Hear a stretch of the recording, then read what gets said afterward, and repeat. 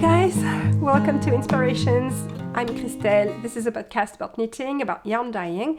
It's about knitting, but I've just realized that I didn't show any knitting in the French version. It might be the same for this episode. But if it's your first time watching this podcast, I'm a knit dyer. I live in France, and I have a podcast that I upload to YouTube every Monday afternoon at 5 p.m. Paris time. There's a newsletter going hand in hand with the podcast and the shop update. Both are happening on Monday afternoons as well. So the newsletter is very useful for you to know what's new in the shop on any given week. And that's it. And thank you so much for being with me for an episode. And if you are a returning viewer, thank you so much. I hope you're doing well. I won't lie. Okay, it's like last week. I was brutally honest and told you I hated the month. No, I didn't hate it. But I mean, January so far has not been such a nice guy. You see what I mean? But today has been brutal. Okay. First of all, you know, I'm preparing for those two festivals coming up. So it's Exceptionnel on the 4th and 5th of February. I have a 3.5 drive to get there and then back. So I'm driving on the 3rd, which is my husband's birthday, which is not cool, guys. Not cool. I will not be there with him on his birthday. We're planning to celebrate the day before.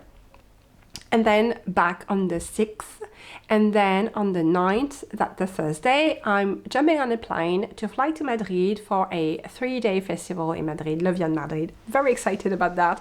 But you can imagine that I've been dying like crazy. Each time I'm telling myself, okay, you are at your maximum dyeing capacity, and each time I'm managing to crank it up a bit. And I think I'm going to implode, guys. I'm just going to implode. Okay, I've been dyeing non-stop for the past 7 days. It's Sunday today. I've had a regular day of dyeing. I'm planning to dye until the very last minute before I leave for the first festival. I'm planning to dye in between the festivals, and I'm planning to take a break after that. I'm going to definitely take a break. You can hear from my voice, maybe you can hear my blocked nose. January 3rd would be cool if it added like a dash of, you know, a bug, just among all the nice things this month has to offer. Just a bug, you know, just not COVID, thank God, but a bug. Okay, so I spent the last week dyeing and fighting this cold. It's not too bad. Thankfully, it's not too bad, but I mean, I could have done without, obviously. Okay, and so today was brutal. I got ready for the day, and you have to know, guys, that now my family and my kids especially know that if I'm putting just the tiniest bit of makeup, it's podcast day, okay? Because usually I just don't bother. I'm just all day in the studio. I just don't bother. And but when I'm, you know, leaving a bathroom with just a touch of mascara and a bit of blush, so Mommy, today's podcast day, right? All right, okay. So today was podcast day. I've prepped myself this morning. I was planning to shoot this morning, and I went to dress myself, and I have this very cool Stranger Things t-shirt that I got for Christmas, which I love. And that was the only thing I managed to do before everything just came falling down around me, because I grabbed a knit that I wanted to wear for today, because I have this ugliest, it's my husband's. It's not ugly per se, but I mean, it's huge, it's big, and it's not what I wanted to wear, but it's what I'm wearing in the studio, not to be too cold. But the knit I wanted to wear is something I've just finished like a few months ago. It was the first time I was going to wear it really, and it had this big ass hole, moth hole, just in front of the boob on the lace panel. Okay, I was like in a state of sedation. I was like,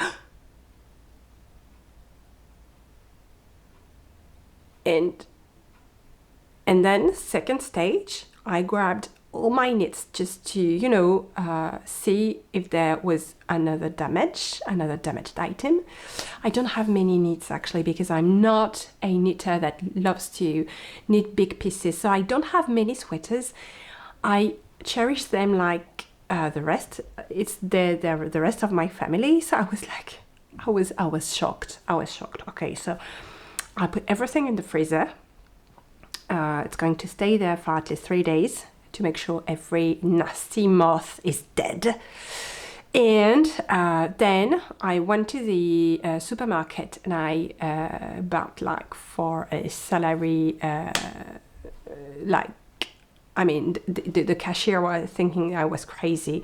I bought like 20 packets of anti-moth thing, and then Ziploc bags, like 4 or 5 boxes, and and I put them all in my bedroom. I mean, I'm super shocked because in my line of work, this is a serious threat. It's nothing to be taken lightly. Okay, it's very, very serious.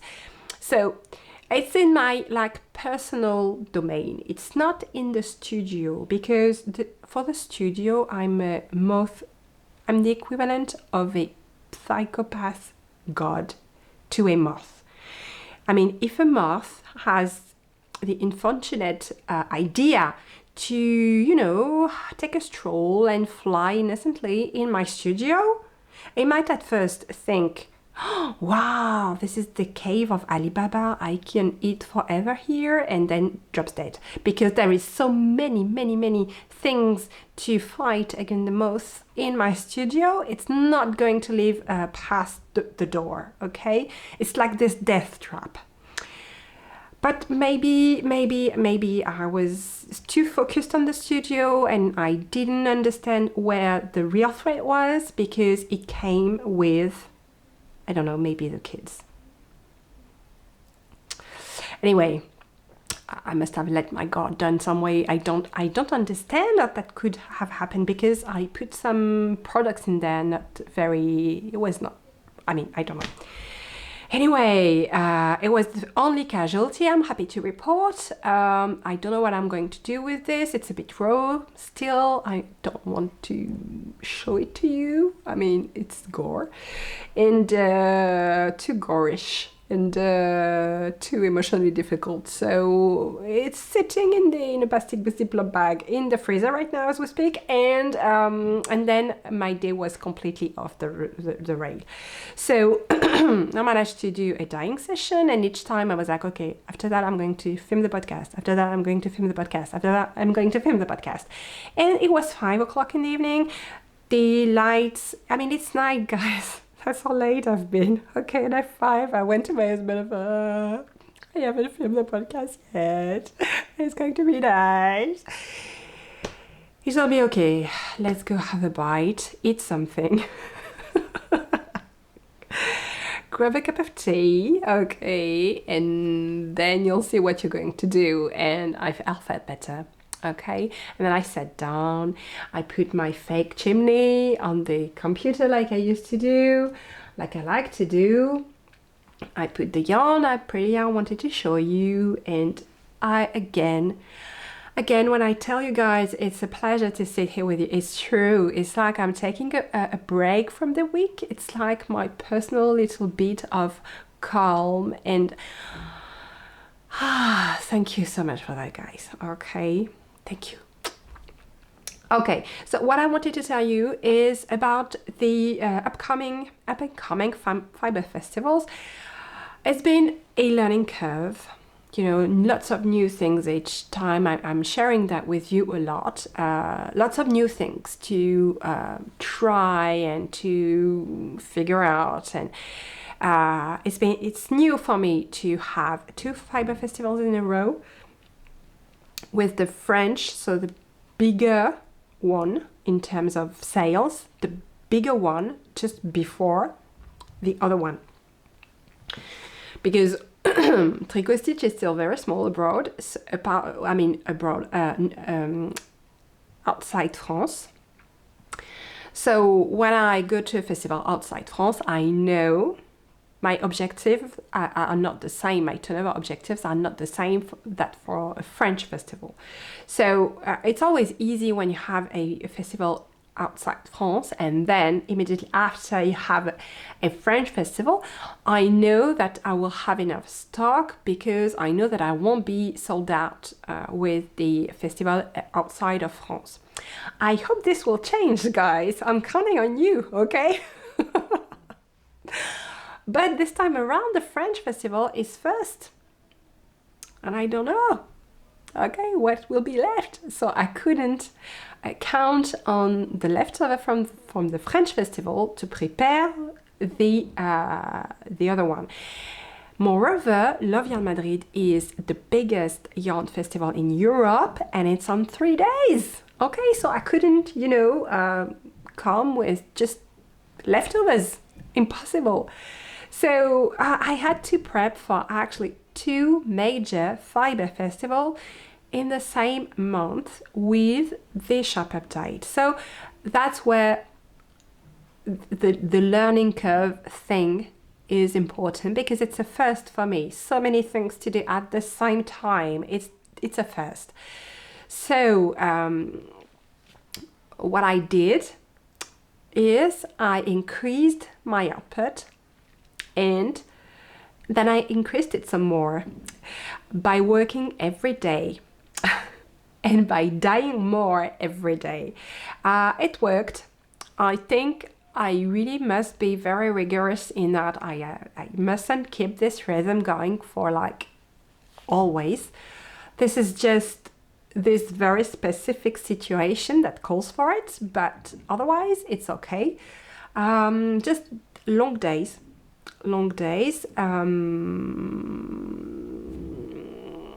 Anyway, there is a very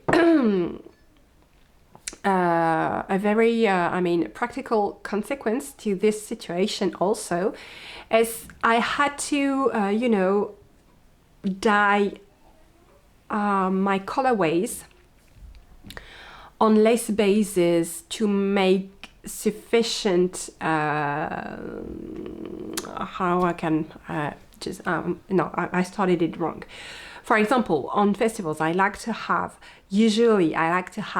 different weights, different colorways, but this time around I decided to go with almost only fingering weight in order to be able to batch dye a bigger quantity of each and have some for the 2 festivals. So having lace bases enabled me to dye this way and to have enough quantities and enough colorways for both festivals. But that means that for this time around, and that's a new thing, I won't be having barely any DK with me, only extra thin fingering, but a lot of Almanac colorways will be coming with me. I think almost like 9 or 10 colorways from 2021, more than half colorways of 2022 and all the colorways of 2023 because it's only 2, but yeah, so lots of colorways. I tried to go with what you wanted, guys. So lots of Almanac colorways. It's always what sold out first on the festivals. It's the Almanac colorways. A lot of sparkles for you sparkle lovers. A lot of sparkles. And I really, really, really hope you're going to like it. So I hope you're going to love it. Okay. And that's it for the festival. What I wanted to show you also is 2 very cool things that I did for both festivals. I wanted to play around with minis. No, I'm not tired of minis after the advent calendars. I love minis actually, even if it's a pain in the to wind it to skein up and all, but I still love them. So, and I know you love them too. So what I did is that I prepared this kit of minis. It's all the neons with sparkle. So that is for the festivals. And also I put together this one, and what is very cool about this one is yak, merino yak. And it's actually a deconstruction of my October 2022 colorway Season of the Witch, which is a colorway that you guys love so much. So I decided, yeah, I wanted to do a Season of the Witch inspired set of minis, but instead of dyeing the colorway on minis, I decided it would be a good idea to just, deconstruct the different colors that I used to dye this colorway in a set of minis. So here it is. I hope you'll love it. And this will be coming with me to both festivals as well. I will have also very, very fun things. I will have Slabion. I will have the latest one, so soft Chaton à Plume, which is merino and silk and super, super soft. And I will have the new Almanac colorway that I'm going to show you right now. First, the inspiration is here, so you'll see it's completely inspired by the 80s, guys, which is I was a kid I was a young kid. I was between 2 and 12 in the 80s, and I think it's my favorite. It's always your favorite. When you had a happy childhood, the years of your childhood are very, very special. So the 80s are really, very special to me. I really love all the shows that are based in the 80s, like Stranger Things, okay? And I also love this Instagram. I'm going to say they didn't give any information on that pronounced, so I do not want to assume that gender, so I'm going to go with they're based in London. They're awesome. They do synth wave music and like guitar, and I'm so in awe of this artist. The name is Dreamkid83, and the 80s meet this person, and I felt this had to be, made into a yarn some way, okay? So the colorway is called 1983, and here it is. So it all starts with a very, very soft gray base with neon, with purple, pink, and blue, and yellow, and the yellow mixes in the most wonderful ways with the blue and the pink for some orange streaks, and then there is a lot of speckles. That colorway is absolutely gorgeous, and I love how it's strongly evocative of arcade, of neons, of your favorite jeans and Walkman, and I just wanted to, when with my sisters we used to watch all the same movies we recorded on VHS on Wednesday afternoons, because there was no school on Wednesdays in France when we were little, and so many souvenirs and memories and that I cherish, and here it is, okay? So I will have a lot of minis for you two guys, both in the shop and on the fiber shows. The pre-orders for this colorway are going to be open in the shop from today, but they will ship only the last week of February, because if you've listened to the first half of the podcast, you know that. I will have to dye them after the Fiber Festival, so they will be shipped. They will ship starting February the 20th or something, which is also the date of the next podcast. And as for the pattern of the month, I decided to do things a bit differently this year. I feel the itch to design socks, and I'm actually very happy with the design I have on the needles for January, and I really want to find something that works with the color on this one and not something that works against, because I really want to find or design a pattern that will still have some, design elements and pattern elements on the sock, but I want something that works with the color. So I'm going to think about this, and instead of a pattern suggestion for the month, I have this very ambitious idea that I want to design 12 pair of socks this year. So I've already done it for the first month of January, so that's very cool. I'm happy with those. It's called the cocooning socks, and I don't have them with me right now, but it's the ones I'm working on. Very simple socks and perfect for, I love them. And I think I will think of something with that. So that's my goal for this month. And this year, I want to design 12 pairs of socks this year. Call me crazy. Okay, I'm so slow at everything, so I don't know when this will actually see the light of day, but I have to go with the vibe here, okay? Oh, and the contrasting color is the iconic neon yellow, okay? Which is called tennis ball. And there is just this trick of slight speckles, neon and pink and blue speckles. And it was actually a conundrum to find a contrasting color for this one, because so many colors, right? So many colors. So yeah, this one is the contrasting color this month, okay? And that's it, guys. Thank you so much for watching. My voice, I think, is sending me signs that it's going to shut down very soon. So it's a good thing that we are almost done. I'll see you on the 20th of February. Thank you very much for your support, and I take care, okay? And I'll see you very soon. I'll see you hopefully on the fiber shows, okay? Please, if you're coming, please come and say hello.